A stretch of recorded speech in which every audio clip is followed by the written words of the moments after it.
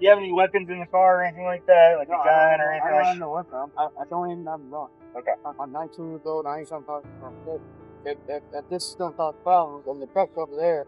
This is a 19-year-old man caught impersonating a deputy and conducting illegal traffic stops. On January 1st, 2023, the Choctaw Police Department got a complaint of a strange man driving an unmarked car and claiming to be a sheriff. According to the report, the individual stopped at least 2 vehicles in the Choctaw area while dressed in full police uniform, including a duty belt and a ballistic vest. Deputies from the Oklahoma County Sheriff's Office were called to investigate the situation and identify the culprit after a series of complaints. Soon later, 2 police approached the car as part of their investigation. Problems, and the truck's over there. I'm just gonna take out the vest, and I'm from Tennessee. So, why are you wearing the vest? Like I said, I drove from all the way from Tennessee, but I'm not gonna have people call me when I don't even live in the damn state. Okay. It's gonna piss me off. You're a deputy sheriff? Well, I mean, I work at the sheriff's office. Okay. So, I mean, what? Were you a corrections officer for Yeah. the sheriff's office? Okay. Why do you wear a vest outside of the facility? Is this an agency vehicle, or is this your personal vehicle? This is my Kia. Body camera evidence indicated that the cops who first saw Jones were rightly perplexed and distrustful, as off-duty law enforcement officials wearing uniforms in public is unusual. The guidelines for employee personnel appearance, as stated on the official government website of Oklahoma City, do not specifically prohibit cops from wearing uniforms when not on duty. However, it can be suggested based on the standards for appropriate badge display, which indicate that badges should not be prominently shown while the employee is off-duty. It seems obvious that wearing a uniform as an off-duty police officer would be discouraged as well. Jones was questioned for verification of his claim to be a sheriff, and he falsely stated that his department did not give any documents to validate his position. I understand that. I don't understand what's going on. And you got alcohol in the vehicle. Well, it's not mine. Well, that's beside the point. It's my girlfriend's. And I don't drink, so... Well, it doesn't matter. You realize transporting open container, if any of that's opened or partially missing, that it doesn't matter whose it is. If you're in the vehicle with it, you can be arrested for transporting open container. Well, I mean, like I said, it's not. I literally, it's not mine, man. She bought it. She lives up there in Luther. Have you ever heard the phrase of when guys get hemmed up for drugs in their pockets and they say these pants aren't mine? You realize how stupid that is. Okay. But so let's stop saying it, all right? I understand. I'm not trying to cause any problem. I want to go on my way. The cop was watching what was going on when he saw an open bottle of alcohol in Mr. Jones's car. When this was brought to Mr. Jones's attention, he said it wasn't his, but the officer said it didn't matter who owned the alcohol because Mr. Jones would be charged with an open container violation if it was found in his car. After this conversation, the officer was worried about the sheriff's patch on Mr. Jones's bulletproof vest. He stressed that Mr. Jones was neither a sheriff nor had the power to make arrests. Also, the officer said that their drinking habits didn't matter, and he emphasized that carrying an open bottle, no matter who owned it, could get them arrested if it was found in their car. So did you get out of your car or something here in the parking lot? Okay, I got out of the car. There's a truck that he looked at me. And that's all I did. I never said anything like law enforcement wise or nothing. He looked at me and he was laughing, so I just go to his car and I was like, "Did you eat me or something like that?" That's it, and I just walked away. Okay. The second cop on the scene asked Mr. Jones about the person who was said to be in a truck that Mr. Jones had stopped a few minutes earlier. This person would later be very important to the way things turned out. Mr. Jones said that the person had been looking at him, so he went up to the person and asked what was going on. It's important to note that Mr. Jones's version of what happened was very different from what the department heard, which was that Mr. Jones had pulled people over with bright lights. See if he'll give us a contact number for a supervisor at work or something. I'm going to shut this other door. I wouldn't worry about the jail thing right now. I really don't want you to jail. With the beer part, like I said, it's not in my possession, right? It is in your possession. It's in your car. By you owning the vehicle, it being in your vehicle, and it sitting beside you, that is considered possession. I understand that. And I've got I'm going to try. We're trying to work with you. I know. Mr. Jones gave the cop permission to search his car and said that he didn't have any problems with it. As a protection for the safety of the cops involved, the officer asked Mr. Jones to get out of his car and take off his ballistic vest. After this request, Mr. Jones was put in the back of a police car while the two officers who were already there looked into what was going on. All right, tell me exactly what you just said. Because he was dressed like a cop. Yeah. He had a sheriff thing, but it had sheriff written on the side of it. Right. And I live on 62 off of Adam Road.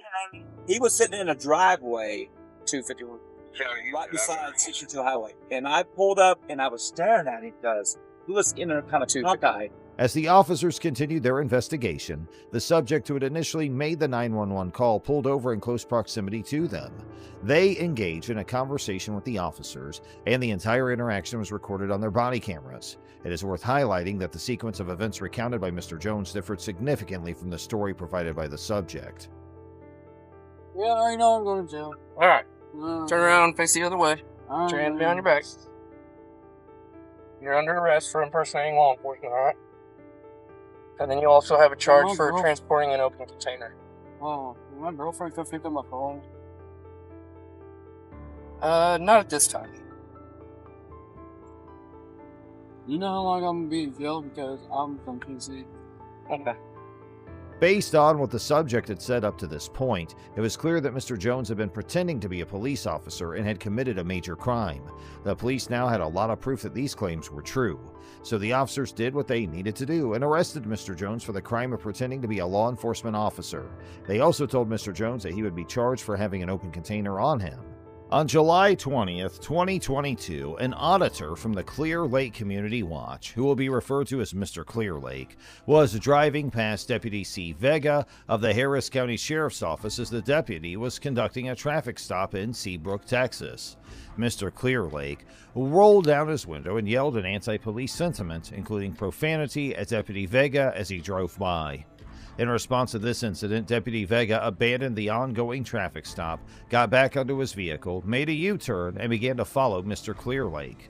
Mr. Clear Lake, acting responsibly, properly signaled and made a right turn, prompting Deputy Vega to activate his lights in an attempt to pull him over. In compliance with the signal, Mr. Clear Lake immediately pulled into a nearby gas station and brought his vehicle to a stop. Why do you pull me over? I'll tell you that if you roll it down. Why can't you tell me now?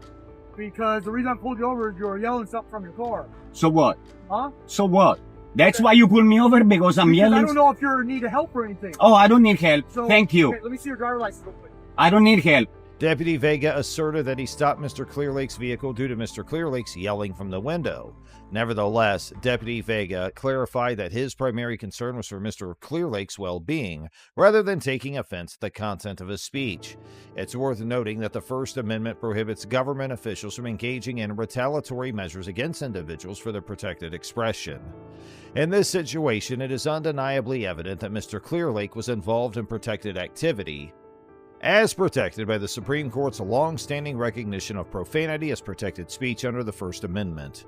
Deputy Vega himself acknowledged that he initiated the traffic stop because of Mr. Clear Lake's yelling from the window.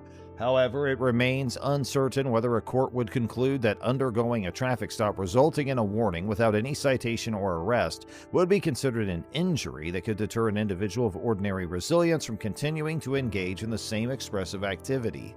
In the 2012 case of Simmons v. City of Mahmoud, it was stated that not all instances of police detention would deter an individual of ordinary resilience from exercising their protected rights. You can just crack your window if that's what you want to do. It's already cracked. I can't see that. Well, This thing. it doesn't matter. Here.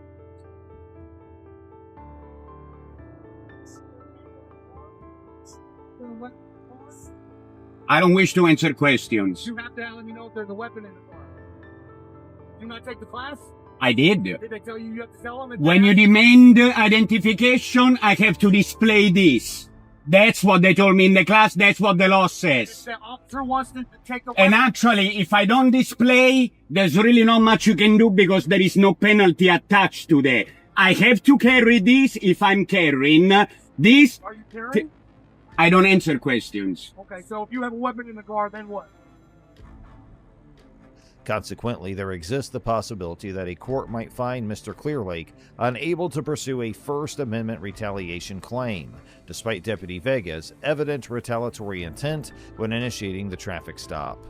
However, the likelihood is much higher that Mr. Clearlake could succeed in a claim asserting Deputy Vega's violation of his Fourth Amendment rights by initiating the traffic stop without reasonable suspension or probable cause. Mr. Clearlake, who had a holstered firearm on his right hip, presented both his driver's license and his license to carry as requested by Deputy Vega. However, when asked by Deputy Vega about the presence of a handgun in the car, Mr. Clearlake declined to answer. As per Section 46.02 of the Texas Penal Code, it is considered an offense if a person intentionally, knowingly, or recklessly carries a handgun in a motor vehicle in plain view, except if the person is 21 years of age or older or possesses a valid handgun carry license and the handgun is properly holstered. What is your name? Your name? Sheriff, that's your name? Sheriff? Right there. I'm not familiar with the English alphabet, sir. Be on the ticket. Okay, can I have an incident number, please? Oh, a ticket, okay. When Deputy Vega asked for identification, Mr. Clearlake adhered to the statute's requirements, and it was not necessary for him to respond to any further inquiries from Deputy Vega concerning the potential presence of a handgun in the vehicle. Policy 302 of the Harris County Sheriff's Department Handbook establishes guidelines for what is considered professional conduct among deputies and other HCSO employees. This policy imposes an obligation on them to provide official identification when required. Upon Deputy Vega's notification that the traffic stop had concluded, he directed Mr. Clearlake to remain inside his vehicle. Although Mr. Clearlake opened the door, he showed no signs of attempting to exit. As a response to this action, Deputy Vega drew his weapon. Did I exit the vehicle? Did I exit the vehicle? Give you a heads up. Did I exit the vehicle? Hey, you do have a dash cam, right? Very good. You can't just pull me over because I said the police. I hope you realize that, stupid. I'm sorry? Do you have insurance on the vehicle? Yeah, Can you show it to me, please? It doesn't come back. of course it comes back. Not on my system, it doesn't. Also, it's not typical behavior. According to the policy, deputies can ready their weapons when approaching potentially dangerous situations, but displaying or pointing firearms in a threatening manner is only permitted when objectively reasonable. Deputy Vega's actions removing the firearm when Mr. Clearlake opened the vehicle door might be justified due to potential concerns. Did you read my address on the driver It license? didn't have an address. It didn't have an apartment number on your driver's Of course it does. Let me see. Can you verify? You've already seen it. I've already complied with that part. I know. Okay, I'll be right back. And I say that I've never met anybody quite like you that would yell at an officer doing their job, but So, you have a great let day. me There's no understand. warning, no fines, no penalty. May I ask you a question? There's questions on there. There's the address. Yeah, There's no, I the, have a there's question. an incident Can you number get your on the thing right supervisor here, please? No, Is the stop over? the stop is over. You may leave. All right. Please don't exit until I get out. Until I leave. Well, you said the stop is over, right? There is no indication that Mr. Clearlake had received any materials from the public records request. Additionally, he has expressed his intention to file a complaint and a lawsuit. For what? Failed to signal with turn indicator within 100 feet. Put the weapon on me. He drew the gun. In conclusion, Deputy Vega's actions are heavily criticized, earning him an F grade for retaliating against Mr. Clearlake, who is exercising his First Amendment rights. The initiation of a traffic stop without reasonable suspicion and unnecessary brandishing of his firearm are the specific reasons for this criticism. Now, moving to the next one. On February 8, 2023, a fire broke out in the quadplex apartment of college student Taylor Brown, situated in Normal, Illinois. Following the incident, both fire officials and police officers from the Normal Police Department arrived at the scene. At the request of the officers, Ms. Brown agreed to be taken to Normal Police Station for questioning. However, after waiting for more than 40 minutes without being interviewed, Ms. Brown asked to be taken back home. The subsequent interaction between Ms. Brown and the officers was recorded by an unknown officer's body camera. Who are you on your phone with? So we're gonna have to seize your phone, so go ahead and hang up. Seize my phone for what? Go ahead and hang up. Why? Go ahead and hang up. They want to seize my phone, but I'm not under arrest for it. You're not under arrest, but your phone's gonna be seized. No. You're gonna hang up the phone. I seized my phone, but So- I'm not in custody. so listen, There's so- three of them all around me. so listen. FaceTime you for a second. You listen for a second. So the fire's gonna be under investigation, That's fine. okay? And we're gonna seize your phone. Why? because the fire is under investigation. I need to know what my So you can hand me the phone, or I can take the phone. But I need to know what my phone's being. They're not telling me a reason why my phone's being. I just did. But you said it's under investigation, which I So listen to me. The fire. That's her phone? So the fire is going to be under investigation, and your phone's going to be seized. The officers informed Miss Brown that her phone was being seized due to the ongoing investigation of the fire in her apartment. Typically, in compliance with the Fourth Amendment's protection against unreasonable seizures, the government is required to obtain a warrant based on probable cause before legally seizing an individual's personal property, including their cell phone. In this particular situation, it remains unclear what evidence the officers had, if any, to suggest that Miss Brown's phone contained pertinent information regarding the fire. However, according to a lawsuit filed by Miss Brown regarding this incident, the officers attempted to secure a search warrant for her phone after its seizure, but the warrant was not approved by the state's attorney. Hang up the phone and they're going to take the phone, because at this point I'm being threatened. It's not a threat. I've asked you several times, and you're just going to go back and forth with me. A reason as to why my phone is being taken. So the fire is going to be under investigation by the fire department. So stop. Don't interrupt me. So don't interrupt me. The fire is going to be under investigation. Don't ever tell me not to interrupt you, and I've been this calm. So the phone's going to be seized. So in a second, I'm going to take it. I'm asking you. I'm asking you a reason. I'm not being rebuttal. I'm asking you a reason. So if you would like to talk to the detective, you can. Do you wish to talk to him? Yeah, but do you want to give an interview? No, I wanted to ask him why my phone's being seized, because she said she could take me home, but without my phone. That doesn't make sense. After law enforcement officers have lawfully obtained a cell phone, the concern of the arrestee potentially deleting incriminating data from the phone is eliminated. However, it is crucial to note that even under these circumstances, the officers are still not permitted to search the contents of the phone without obtaining a warrant, unless a court has explicitly authorized such a search. The officers made an effort to seize Miss Brown's phone, and when she resisted by pulling away, they responded by forcing her to the ground in an attempt to take the phone from her possession. Using physical force against an individual who poses no verbal or physical threat in an attempt to seize property that is lawfully in their possession would constitute a violation of their constitutional rights. However, if the individual is found to be resisting, officers may be allowed to use reasonable force based on specific circumstances. At the time of the officer's attempt to seize Miss Brown's phone, she was not under arrest, so any potential charges would likely fall under the obstruction subsection. Miss, are you going to talk to the detective? As a matter of fact, are you recording this? Are you going to talk to the detective and provide an interview? Yes or no? Is that with or without the phone? Without the phone. The phone's being seized. Are you talking to the detective or no? I don't know. That's not my question. I need an answer to that before I get So the question is, are you going to provide an interview? No. No? Okay. Go ahead and hand me the phone. I have to know if my phone is being seized. Go ahead and hand me the phone.